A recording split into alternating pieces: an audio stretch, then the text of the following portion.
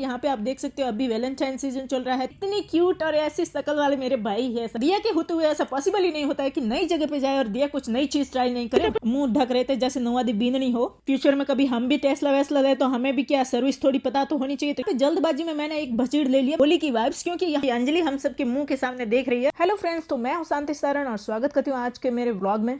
ये जो एस्थेटिक तरीके से केक प्रिपरेशन चल रही है ना, इसका एंड बड़ा दुखदाई है। क्योंकि मैंने जैसे ही सोचा कि हमारे फैमिली में किसी का बर्थडे आने वाला है तो मैं 2 दिन पहले ही थोड़ी सी ट्राई कर लेती हूँ कि घर पे बनाऊंगी, इसीलिए एक पहले ट्राई करके देख लेते, फिर नहीं बना तो फिर बाहर से लाएंगे। क्योंकि यहाँ पे ऑर्डर देके बनवाना तो नामुमकिन है, क्योंकि 15-20 दिन पहले ऑर्डर देते तब जाके बनता है। और मैंने बहुत अच्छा किया कि 2-3 दिन पहले ही ट्राई कर लिया घर पे, क्योंकि मेरा केक बिल्कुल भी अच्छा नहीं बना था। और इसलिए हम लोग पहुंच गए सीधा बेकरी पे केक लेने के लिए, जो रेडीमेड मिलता है वहीं पे। ये एक ऐसी बेकरी है जहाँ पे रेडीमेड केक अवेलेबल होते हैं और हम सीधा यहीं पे आ गए। यहाँ पे आप देख सकते हो अभी वैलेंटाइन सीजन चल रहा है, तो लव के साइन वगैरह कितने क्यूट क्यूट से पड़े हैं। हमारे आगे काफी लंबी लाइन लगी थी, क्योंकि यहाँ एक बेकरी के साथ साथ कैफेटेरिया भी था, यहाँ सिटिंग एरिया भी था, जहाँ पे लोग बैठ के यहाँ की जो पेस्ट्रीज वगैरह है वो एंजॉय कर सकते हैं। और पूरा आधा घंटे यहाँ पे लाइन में लगने के बाद में कहीं जाके हमें केक के दर्शन हुए, और वहाँ पे बहुत से अच्छे से ऑप्शंस थे। उसमें से हमने जो सिलेक्ट किया वो तो कट करेंगे तभी दिखाऊंगी, लेकिन यहाँ पे मैंने जो केक्स देखे ना, बाय गॉड बहुत क्यूट क्यूट से और भी केक्स थे। ये देख सकते हो एक बेयर वाला है, फिर आगे एक और भी था। तो ये सबको देख के ना मुझे मेरे भाइयों की याद बहुत ज्यादा आती है, क्योंकि इतनी क्यूट और ऐसी शकल वाले मेरे भाई है सारे के सारे। और उनका बर्थडे होगा ना तो मुझे अगर केक सिलेक्ट करने का मौका देंगे तो उनके लिए मैं ऐसा ही केक लूंगी, चाहे वो कितने भी बड़े क्यों ना, लेकिन मुझे ऐसे केक उनके लिए बहुत पसंद है। केक के बाद यहाँ पे कुछ पेस्ट्रीज वगैरह थी, और ऊपर जो छोटे छोटे कुकीज दिख रहे हैं वो एक कुकी सिंगल कुकी था ना, वो $3 में था। पता नहीं ऐसा इसमें क्या था, बट बहुत एक्सपेंसिव थी सच में। और यहाँ पे हमारा केक भी रेडी हो गया था। उन्होंने जो वैलेंटाइन साइन था वो हटा के यहाँ पे बर्थडे साइन लगवा लिया हमने, और यहाँ से निकल लिए। लेकिन यहाँ से निकलना मेरे लिए इतना भी आसान नहीं था, क्योंकि दिया मेरे साथ ही, और दिया के होते हुए ऐसा पॉसिबल ही नहीं होता है कि नई जगह पे जाए और दिया कुछ नई चीज ट्राई नहीं करे। भैया वेस्ट किया $7, फिनिश इट 697। यहाँ पे दिया ने ट्राई किया था माचा एक्सप्रेसो, जो दिया को बिल्कुल भी पसंद नहीं आया। पहले थोड़ी सी एक घूंट में तो शुगर लगी थी, लेकिन दूसरी बार पता नहीं शुगर कहाँ गायब हो गई और एकदम ऐसे कड़वे करेले की तरह टेस्ट आ रहा था। और फिर बोल रही थी कि मैं ये दीदी के लिए ले जाऊंगी और उसको सरप्राइज दूंगी कि मैं आपके लिए ड्रिंक लाई हूँ। एनीवे रिजल्ट जो भी था, मेरे पैसों का तो धुरमाड़िया कर दिया दिया ने। यहाँ पे आगे थोड़ा सा वॉक करते करते हमने देखा कि यहाँ पे कुछ टेस्ला कार्स के चार्जिंग पॉइंट्स थे, लेकिन हमारे चचा देखो कैसे शर्मा के ऐसे मुंह ढक रहे थे जैसे नौवादी बींदनी हो। एनीवे मैं तो ये टेस्ला कंपनी की जो चार्जिंग पॉइंट्स होते हैं वो दिखा रही थी। यहाँ पे बहुत सारे लगे थे लाइन में। जो बड़ी सिटी होती है ना यहाँ पे अमेरिका में, उनमें ये सारी सिस्टम लगे होते हैं। और मुझे लगा था कि ये फ्री होंगे, इतनी एक्सपेंसिव कार है तो ऑब्वियस है चार्जिंग तो एटलीस्ट फ्री दे ही सकते हैं, लेकिन नहीं। हमें भी बड़ी क्यूरियोसिटी हुई कि क्या पता भाई फ्यूचर में कभी हम भी टेस्ला वेस्ला ले तो हमें भी क्या सर्विस थोड़ी पता तो होनी चाहिए। तो इसलिए हमने भी जो यहाँ पे लोग चार्ज कर रहे थे ना उनसे पूछा, तो पता चला कि नहीं भाई ये तो चार्जेबल है, यहाँ पे पैसे लगते हैं तभी जाके ये कारें यहाँ पे चार्ज होती है। अब टेस्ला की कार तो लूंगी तब तक ऐसे ही थोड़ा सा टेस्ला के चार्जेस वगैरह जो भी पॉइंट्स होते हैं उनमें से थोबड़े दिखा के थोड़ा सा रिच फील कर लेते हैं।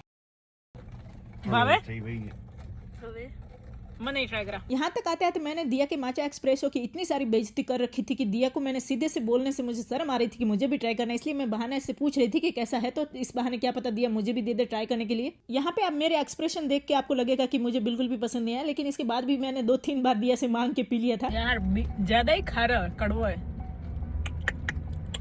It's like bitter than my black coffee really. इनके वाला घर है जो वनीला सिरप पड़ जाए बनाओ खाने में मीठा हो जाए। मां पार दे नहीं मां फाड़ तो वनीला सिरप बड़े 2 चीज तो ऑलरेडी मिक्स हो रही है। जीभ के टेस्ट के साथ इतने सारे एक्सपेरिमेंट करने के बाद में सोचा कि चलो कुछ फ्रेश फ्रूट ही ले लेते हैं, उससे थोड़ा सा बेटर फील करेंगे। यहाँ पे हम लोग जिस चीज के लिए आए थे वो चीज तो मिली नहीं, लेकिन पैसे उड़ाने में यहाँ पे भी कोई कमी नहीं रखी। जो चीज सामने दिखती गई सारी सारी डालते रहे।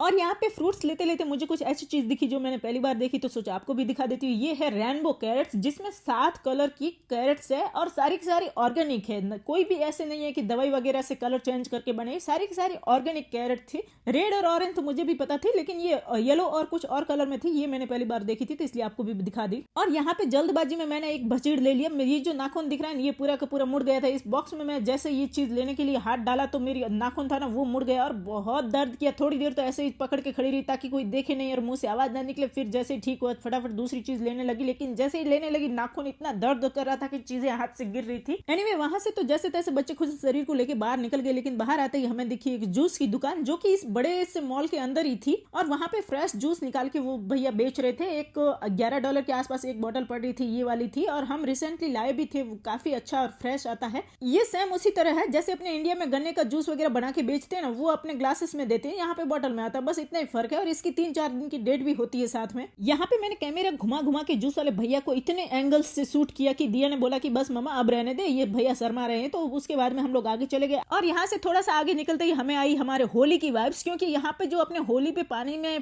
भर के जो बलून्स वगैरह एक दूसरे के सर पे फोड़ते हैं ना, वो वाले मिल रहे थे। ये कुछ 420 बलून थे और $30 में पड़ रहे थे, जो कि मुझे काफी एक्सपेंसिव लगे। तो मैंने जैसे तैसे करके दिया को फुसला के यहाँ से निकाल लिया। मैंने बोला कि नेक्स्ट टाइम जब छोटी क्वांटिटी में आएंगे, थोड़ी क्वांटिटी में तो शायद सस्ते होंगे, तो उस वक्त ले लेंगे, अभी होली थोड़ी सी दूर है। जब भी मैं डॉलर में प्राइस बताती हूँ तो हमेशा कमेंट्स आते हैं कि दीदी इंडियन मनी में भी बताइए। तो ये $30 मतलब कुछ 2700 रुपए के आसपास इंडियन मनी में पड़ रहे थे। एनीवे होली को तो अभी काफी टाइम है, तो तब तक तो हम दोबारा शॉपिंग के लिए आना ही पड़ेगा होली के लिए। तो आज तो ऐसे ही चल दिया और घर आते ही मैं तैयारियों में लग गई, क्योंकि आज हमारे हस्बैंड का है बर्थडे और उनके लिए सबसे पहले तो खाने की तैयारियां की, जो कि मैंने बनाया था। एक पनीर की सब्जी थी, फिर दही वाली मिर्ची बनाई, नान थी, उसके साथ खाना तैयार होने के बाद बारी आती है केक कटिंग की। और यही वो केक है जो हमने वहां से सिलेक्ट करके लिया था और आपको बोला कि मैं आपको बाद में दिखाऊंगी, तो आप देख लीजिए। बहुत प्रीटी दिख रहा है और उतना ही ये टेस्टी भी था। सच में आज तक हमने बहुत से केक टेस्ट किए, लेकिन उनमें से ये एक बेस्ट केक था। यहाँ पे केक कटिंग की विधि भी शुरू हो गई, लेकिन आपके दिमाग में एक और ही सवाल दौड़ेगा, भाई इतनी तारीफ की है तो केक की प्राइस भी बता दीजिए। तो ये $50 के आसपास समथिंग पड़ा था। $50 बोले तो अपने इंडियन मनी में सिर्फ 5000 रुपए। यहाँ पे आपने एक चीज नोटिस की होगी कि अंजलि हम सब के मुंह के सामने देख रही है और हम सब केक खा रहे हैं। तो अंजलि का आज महाशिवरात्रि का व्रत है और इसलिए वो नहीं खा रही, इसलिए मैंने इसके गाल पे थोड़े से केक लगा के उसको खुश कर दिया। और अगर आपको मेरे वीडियो पसंद आते हैं तो जाने से पहले चैनल को सब्सक्राइब जरूर करना। Bye bye.